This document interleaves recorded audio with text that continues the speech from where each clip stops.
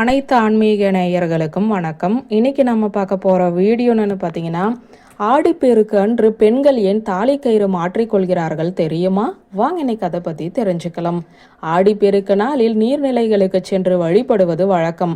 அதே போல இந்த நாளில் பல பாரம்பரிய வழிமுறைகளை கடைபிடிப்பது தமிழர்களின் பாரம்பரிய மரபாக உள்ளது. அவற்றில் ஒன்றுதான் பெண்கள் தாலிக்கயிறு அல்லது மஞ்சள் கயிறு மாற்றிக்கொள்ளும் வழக்கம். திருமணமான பெண்கள் புதிய தாலிக்கயிறு மாற்றிக்கொள்வார்கள். புதியதாக திருமணமான பெண்கள் தாலி பெருக்கி கட்டிக்கொள்வார்கள். திருமணமாகாத பெண்கள் கைகளில் மஞ்சள் கயிறு கட்டி கொண்டு நல்ல கணவன் கிடைக்க வேண்டும் என வேண்டிக் கொள்வார்கள்.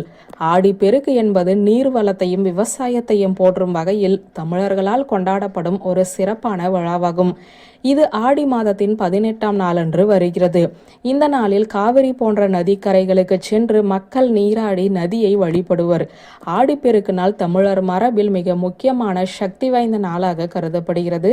பஞ்சபூதங்களில் முக்கியமானது நீர். நீரிலிருந்தே உயிர்கள் தோன்றியதாக சொல்லப்படுகிறது. அதனால் நீரை போற்றி வணங்கி நீருக்கும் ஆறுகள் போன்ற நீர்நிலைகளுக்கும் நன்றி தெரிவிக்கும் நாளாக ஆடிப்பெருக்கு கொண்டாடப்படுகிறது. மற்ற நாட்களில் வறண்டு கிடக்கும் ஆறுகள் ஆடிப்பெருக்கின் போது பொங்கி பெருகி வருவது வழக்கம். அதனால் இந்த நாளில் எதை துவங்கினாலும் அது பல மடங்காக பெருகி நமக்கு வெற்றியை தரும் என்பது ஐதீகம். ஆறு நீரையும் மழையையும் மட்டுமே நம்பி விவசாயம் செய்த காலம் என்ற ஒன்று இருந்தது. அந்த சமயங்களில் ஆடி மாதம் விவசாய பணிகளை துவங்கச் செல்லும் விவசாயிகள் நிலமகளையும் நீர்மகளையும் வணங்கிவிட்டு மண் செழித்து விவசாயம் செழித்து எங்களுடைய குடும்பம் சிறப்பாக இருக்க வேண்டும் என வேண்டிக் கொள்ளும் நாளாக ஆடிப்பெருக்கு திருநாள் கொண்டாடப்படுவது வழக்கம் ஏற்பட்டது. திருமணமான புதுமண தம்பதிகள் ஆற்று நீரில் தங்களின் திருமண மாலையை போட்டு தங்களின் திருமண வாழ்க்கை மகிழ்ச்சியாக சிறப்பாக அமைய வேண்டும் என்றும் ஆற்றில் நீர் பெருகி வருவதை போல தங்களின் வாழ்க்கையில் அனைத்து வளங்களும் பெருகி வம்சம் தலைத்து வளர வேண்டும் என்றும் வேண்டிக் கொள்வார்கள். திருமணமான பெண்கள் மூத்த சுமங்கலிகள் கைகளால் தாலி சரடு மாற்றி அவர்களிடம் ஆசி பெற்று கொள்வார்கள். புதியதாக திருமணமான பெண்களுக்கு ஆடிப்பெருக்கு நாளில் தாலி பெருக்கி போடும் வழக்கம் உள்ளது.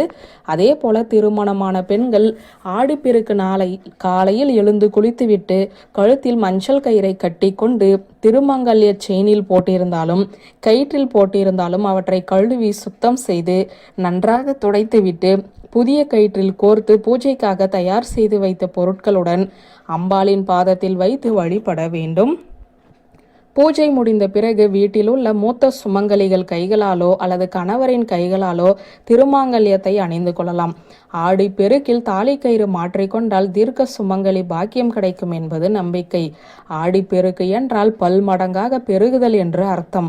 இந்த நன்னாளில் மாங்கல்ய சரடை மாற்றினால் கணவனின் ஆயுளும் வீட்டின் செல்வமும் வற்றாத காவிரி நதியை போல தலைமுறைக்கும் பெருகி கொண்டே இருக்கும் என்பது மக்களின் ஆழமான நம்பிக்கை.